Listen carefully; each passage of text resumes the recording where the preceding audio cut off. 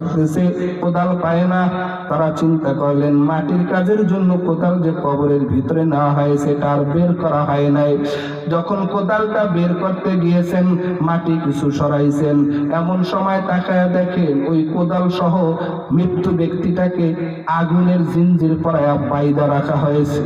এই অবস্থা দেখিয়া হজের কাফেলার লোকেরা দৌড় ভয় মাটি দাফন করিয়া তারা পিছনের দিকে চলে আসছে। মাটি দাফন করে যখন পিছনের দিকে চলে আসছে, এমন সময় সব মানুষ সিদ্ধান্ত করলো এখন কোদালওয়ালাকে তো একটা বুঝ দিতে হবে, চলো এই কোদালের যা মূল্য আছে তার 4 গুণ মূল্য বাড়ায়া তারপরে কোদালওয়ালাকে দিয়ে আসি। 4 গুণ মূল্য বাড়ায়া কোদালওয়ালাকে যখন দিয়ে আসছেন, আল্লাহর বান্দারা হজের কাজ শেষ করেছেন। এরপরে আবার তিনি যখন বাড়িতে গেলেন, হজের মুসাফির বাইতুল্লাহর মুসাফিররা যার যার বাড়ির ভিতরে গেলেন, সবাই একত্রিত হলেন। কাফেলাবদ্ধ হয়ে এত লোক গিয়েছিলাম আমাদের থেকে, কাফেলার একজন লোক দুনিয়া থেকে বিদায় নিয়েছে। দেখি তিনি কোন আমল করেছেন, তার কবরে আগুনের জিঞ্জির কেন দেখলাম, আগুনের রশি দিয়ে কেন তাকে বাইদা রাখা হয়েছে, ঘর থেকে একটু খবর নেই। হাজী সাহেবরা ওই ঘরের কিনারায় যে ডাক দিয়েছেন, ঘরওয়ালারা তোমরা কি কেউ আসো? ডাক দেওয়ার সাথে সাথে ওই মুসাফির মৃত্যু ব্যক্তির স্ত্রী বের হয়ে আসছে। মৃত্যু ব্যক্তির স্ত্রীকে জিজ্ঞেস করা হলো, আপনার স্বামী এমন কি আমল করেছে যে আমলের কারণে কবরের ভিতরে আগুনের জিনজিন পরানো হয়েছে? মা মৃত্যু ব্যক্তির স্ত্রী দেখে বলে, কত বলেছিলাম অন্যের হক নষ্ট করবে না। সে তার ব্যবসায়ী পার্টনারের সম্পদ আত্মসাৎ করেছে, তার ব্যবসায়ী পার্টনারকে হত্যা করছে। তার ব্যবসায়ী পার্টনারকে হত্যা করিয়া সে তার মাল ও সম্পদ আত্মসাৎ করিয়া হজে যাইতে রওনা করছে, মক্কা মদিনা যাইবে। কার কবরে আগুন আসবে না কার কবরে আগুন আসবে? সে মানুষের সম্পদ অন্যায়ভাবে আত্মসাৎ করছে, যার কারণে আমার মন বলে আল্লাহ তার কবরে আগুনের জিঞ্জির পরায় রেখেছে। অন্যের সম্পদ যদি তুমি নিজে নিয়ে নাও, তাহলে তোমার কবরের ভিতরে ভাবে আগুনের জিঞ্জির পরানো হবে। এমন একজন বুজুর্গ আলেম ইমাম বাইহাকি রাহমাতুল্লাহ আলাইহি কিতাবের ভিতরে লেখেন, এরকমই হজের একজন কাফেলা বদ্ধ হয়ে যায়, কবরে দাফন করেছেন মৃত্যু ব্যক্তি, বাড়ির ভিতরে খবর না হয়েছে কি আমল করেছেন, কবরের ভিতরে সাপ, যেখানে নামায় সেখানেই কবরের ভিতরে সাপ চলে আসে, যেখানে নামায় সেখানেই কবরের ভিতরে সাপ চলে আসে।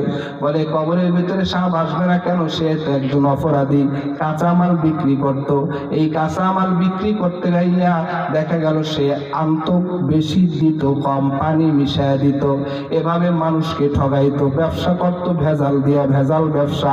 যেই ভেজাল ব্যবসা করার কারণে কবরের ভিতরে সাপ দেখা যায়। আজকে অনেক মানুষ আছে কবরের আযাব বিশ্বাস করে না, মরণ বিশ্বাস করে না। তবে যুবক ভাই, বৃদ্ধ বাবারা, মরণ লাগবে, মরণ থেকে কেউ পলায়ন করতে পারবে না। আল্লামা ইমাম গাজ্জালী রাহমাতুল্লাহ আলাইহি কিতাবের ভিতরে লেখেন, বাদশা স্বপ্নের ভিতরে তাকায় তাকায় দেখতেছেন একটা সাপ তাকে ধাওয়া করতেছেন। সাপ ধাওয়া করে তিনি দৌড়ায় গাছের উপরে উঠলেন। বাঘ ধাওয়া করতেছেন, বাঘের আক্রমণ থেকে বাঁচার জন্য গাছে উঠলেন। বাঘ গাছে উঠতে পারে না। আল্লাহর বান্দা ঘুমের ভিতরে স্বপ্ন দেখেন একটা কালা ইঁদুর আর একটা সাদা ইঁদুর তার গাছের গোড়াটা কটকট কটকট করে কাটতেছে। এই দেখিয়া অন্তরের ভিতরে বড় ভয় নিয়ে যখন বাদশা তার রাজ দরবারে সবাইকে বললেন, কেউ এই স্বপ্নের ব্যাখ্যা করতে পারে না। যখন আলেমদেরকে ডাকলেন, আলেমরা স্বপ্নের ব্যাখ্যা করতেছেন। ও বাদশা নামদার, আপনি যে স্বপ্ন দেখেছেন, এই স্বপ্নের ভিতরে দেখতেছেন আপনাকে একটা বাঘ ধাওয়া করতেছে। ওই বাঘ যে ধাওয়া করতেছে এটা হলো আপনার হায়াত। আর হায়াতের ভিতরে দুই কালো ইঁদুর আর সাদা ইঁদুর দেখেছেন, আপনার হায়াতটা কটকট করে কাটতেছে। এই সাদা ইঁদুর আর কালো ইঁদুর হলো রাত আর দিন, রাত আর দিন, এটা আপনার হায়াতের জিন্দেগি কাটতেছে। ও এলাকার যুবক ভাই, বৃদ্ধ বাবারা, এই হায়াতের জিন্দেগি এমন ভাবেই কেটে যাবে, হায়াতের জিন্দেগি রাত আর দিন আমাদের থেকে বিদায় নেয়, আমরা ধীরে ধীরে কবরের দিকে আগাইতেছি।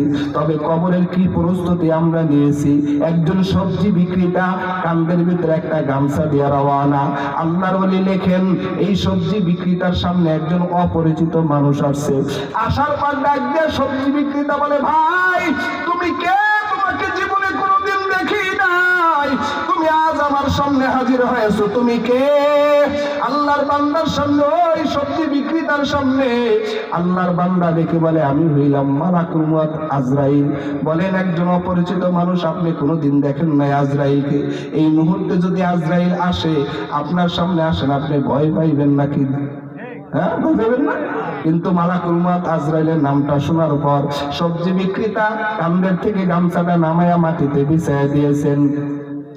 আর ডাক দিয়া কয়, ভাই ও আজরাইল ভাই, এই জমিনে আমি আপনার জন্য অপেক্ষা করতেছি, কবে আপনি আসবেন?